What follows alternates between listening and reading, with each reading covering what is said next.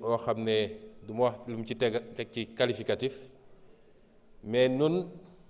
en tant que pays libre et démocratique ci li jëm ci suñu gis-gis ak ci àdduna nu muy doxee amuñu sañ-sañu joxe suñu xalaat xastewuñu saagawuñu waaye suñu xalaat dañ ko joxe ak ku munti doon ndax fii gannaaw yàlla lépp neen la ku yaakaar ni nag joxe sa xalaat wala ñàkk koo joxe moo war a tax li mesures yi Trump appliqué wu ko ci Sénégal kese pratiquement Afrique yeeg la ko appliqué àdduna bi yëpp sax d'ailleurs ñi nga xam ne ñooy ay partenaire am di xaritam di ay nitam mooy Europe ñoo ci gën a sonn ndax xëy na ne leen taxes yokk naa ko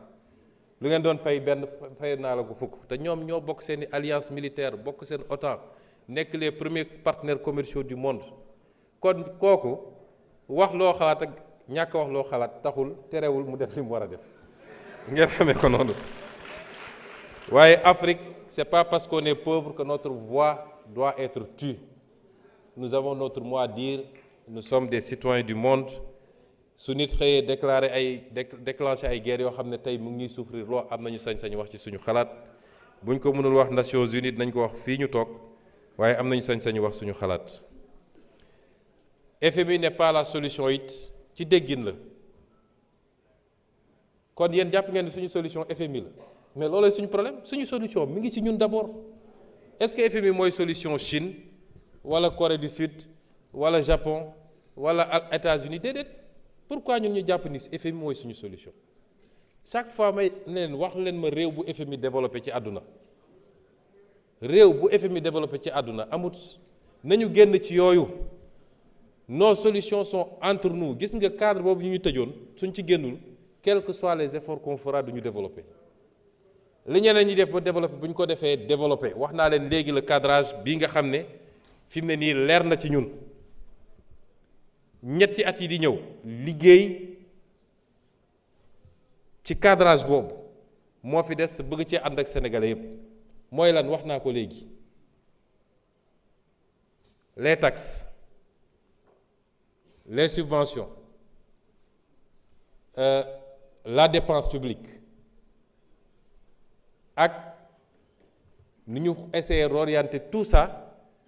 def ko de manière très équilibrée boole kook un endettement bu ñu continuer di mesurer et bañ a defaat les mêmes erreurs du passé ba mu aggraver suñu déficit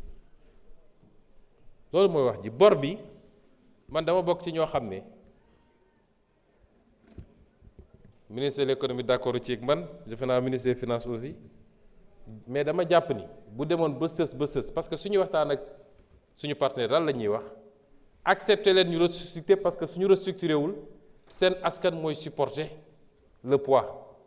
or dette bi yéen du yéen a ko def da ngeen ko fi fekk ñoom loolu la ñuy wax waaye bor bi daf ci am une partie boo xam ne li tubaab naan dette odieuse daf ci am pour dette odieuse am mooy dette bi bañ koy lebuñu ko ci turu Sénégal parce que laajuñu waa Sénégal mënuñu laaj sénégalais bu ne waaye dañ ne jaaral assemblée nga laaj leen jaarul assemblée laajuñu assemblée ñu ne ñaareel critère mooy lan mooy fan la ñu dugal bor ba gannaaw bu ñu ko lebee ci condition yooyu wax naa fii keroog nii tout le circuit ndax su dee lu jóge ci bitim réew balaa ñu koy valider sax on a voulu tellement encadrer que même Cour suprême dañ ko ne yóbbu leen Cour suprême wax ndax amul problème mu légalité mais suñu Cour suprême bi lu ñëw rek ñu ne conforme à la loi mais balaa nga naan conforme à la loi mooy nga dem jël loi de finances xool ci cadrage budgétaire bi xool est-ce que des crédits ont été inscrits pour cette dépense parce que soo nee conforme à la loi ban loi ngay wax la première loi c'est la loi de finances c'est la seule d'ailleurs à la matière presque donc la chaîne de responsabilité elle est totale ñépp la ci kaw ba ci suuf mais dette bu odieuse am réew aw askan am nga sañ-sañ ne lii du ma ko fay wala mënaguma koo fay parce que du ma bloquer sama priorité yépp pour fay bor kese ci bor boo xam ne biñ koy àbb yéeguma ko mais loolu nag day ànd ak chaque jour ma répété ko fii ña def njombe googu ñu woole ne leen lan moo tax ngeen def ko fa mu ànd kon mënuñu bloquer suñu lépp parce que dañu war a fay ab bor mais FMI te wax naa ko fii ñàkk ko woon a xam xamoon na li xew moom FMI situation nag mooy dem ñu bëgg a wut bu émissaire keroog benn économiste bu mag a mag nekk beneen organisation bi Banque mondiale daf ñu yónnee benn message ne FMI daf leen bëgg a punir parce que vous avez mis à nu son système, son incompétence et ses complicités. C'est ça le problème. moo tax coûte que coûte mu bëgg ñoo punir parce que nit nekk na situation bu gën a jafe bu Sénégal FMI defal ko programme ñu ne ko ñun programme y compris sans décaissement moo tax ma ne FMI du solution bi ma nga ci ñun d'abord am nañu des ressources naturelles nañ ko téel suñu bopp am nañu capacité mobiliser des financements intérieurs par la fiscalité kenn ku nekk na def li mu war a def ñu jël xaalis boobu yor ko ci yorin bu sell nit ñi bàyyi luubal ak randal ak jël xaalis bi di ko dugal fu mu waru dugg ñu xool les priorités du Sénégal dugal ko foofu loolu mooy la solution loo ci teg nag lu jóge feneen loolu lu ñu ciy yokk rek la bonus lay doon mais tant que ñu ngi toog jàpp ni suñu avenir yëpp mi ngi ci FMI Chine de si ñëwul ak FMI fi mu toll nii dama mës a dem benn voyage en Turquie président Erdogan ne ma man de dama xëy ne FMI ñaata laa lay amal ñu ne ma nangam ma leen tey laay tàqalikook yow dajale li ñu amoon yépp ma fay bor boobu ba léegi jëlatuma dërëm bu jóge ci FMI ñun ci loolu la ñu bëgg a jëm te suñu fekkuloon situation bi ñu fi fekk peut-être dinañ ko régler facilement kon ñun amuñu problème boobu de dire aux Sénégalais que si on croit nous-mêmes def les sacrifices qu'il faut sur une période je crois que dinañu génn ci lii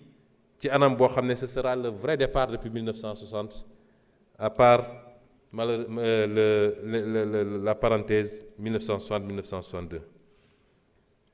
Monsieur le Président de l'Assemblée nationale, Mesdames et Messieurs les députés, je voudrais conclure par dire que ñëw fii mbégte la ci ñun. Ce n'est pas une épreuve, c'est un exercice boo xam ne ça nous permet de rapprocher les différents segments de la gestion publique. L'Assemblée nationale, et je vais y revenir tout à l'heure, qui est un segment extrêmement important. bi ñuy dugg ci campagne électorale dama leen ne cër bi ëpp solo ci réew mi mooy Assemblée nationale te nit ñi xamuñu ko mais dinaa ci dellu si léegi. Et l'exécutif à travers le gouvernement. Le gouvernement est désigné par le président de la République. Le Premier ministre est nommé par le président de la République. Une fois qu'il est nommé, Premier ministre bu xam boppam, une fois qu'il est nommé, il est chargé d'exécuter la politique qui a été définie pour la nation. Premier ministre bu xam boppam ci exécution boobu du ci xaar du ci demander autorisation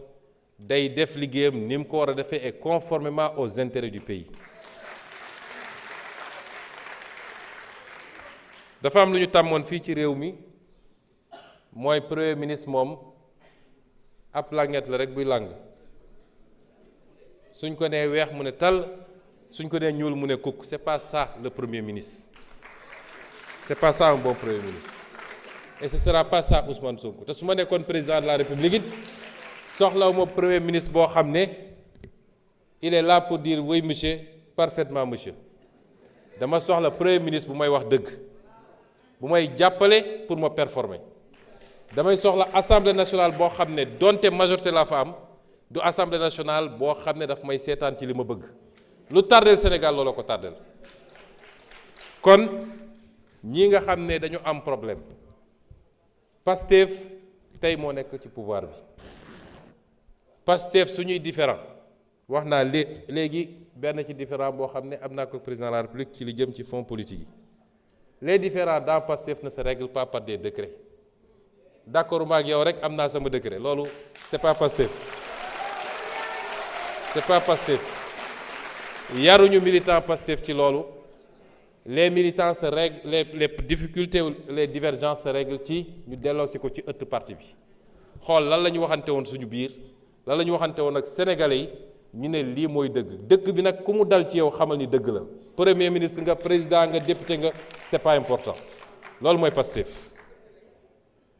kon am naa contenté respecter agenda bi ñu ciy fixé date yi toujours d'accord parti exercice bi ci exercice yu ëpp solo la dans l'exercice démocratique d'un pays dégg naa ñu ci dem ba ne sax daf koo def pour gàllankoor yeneen activité wu keneen ñooñu di ko wax ñenn ñu ne partisan président lañu mais ñoom ñi ngi affaiblir président dans un pays soxlawuñu pour président def activité il faut que premier ministre arrête respirer réew bi yaatu na li ñu war a def bëri na boo demee tournée ñu ne dafa bëgg a yàq tournée président boo defee conférence ñu ne président gi doon dajeeg FMI moo tax mu def conférence pour yàq ko boo ñëwee assemblée ñu ne non c'est pas comme ça yéen a ngi ñey wax loolu dañuy affaiblir président dañuy jox image un président qui est fébrile le président n'a pas besoin de ça premier ministre France buy dem assemblée nationale du tee président France la mu war a def ma ngi koy def ku mu war a recevoir mu recevoir ko mais vraiment am na débat yoo xam dama koy seetaan Sénégal ba si yàgg ma ne te li koy andi ñenn ñi nee nañ partisan président lañu te li ñuy woon Sénégal yëpp mooy président bi il faut ñu xàllal ko parce que mënul demal boppam image boobu la ñuy wone ña ca des nee nañu waa opposition bi lañ gis nga am na ci ñoo xam ne joxoon nañ seen kàddu ba pare dañuy dem dialogue mais daf ci bëri ñoo xam ne ñoom dañu am seen condition mooy pour ñu dem ànd ak président il faut que président tàqali ko premier ministre ba pare opposition boo xam ne seen stratégie yëpp mooy nañu fexe te ngeen dem opposé wu seen stratégie yëpp mooy nañu tant que il faut ñu tàqali ko pour ñun ñu mën a ñëw toog ci wetu président bi moo tax am na ñu décidé woon dem mais bi ñu taxawee gis président invité ma ñu ñëw xale yi ñëw ñu reetaan rek am na ñoo xam bu ñu gisee loolu seen xol yi gis nga kaani Sadam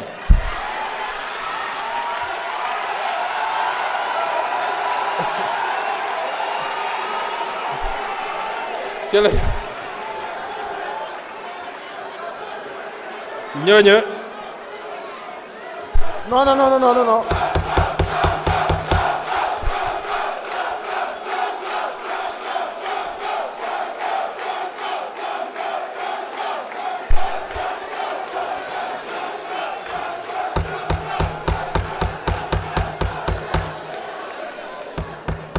am na ci ñu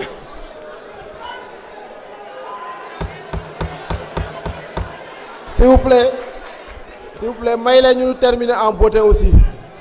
may la ñu terminer en beauté. ma ne ko am na ñoo xam ne ca la ñu géddee dialogue ba ci saase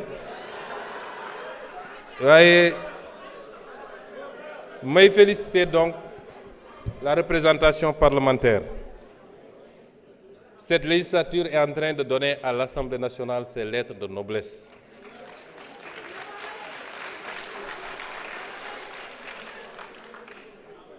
En rappelant aux Sénégalais que l'Assemblée nationale est un élément central dans tout ce qui touche à la loi et quelle que soit la forme de la loi. Kuy am initiative wala prérogative ci loi assemblée moo la ko ëppale parce que nous de l'exécutif man mun naa def projet de loi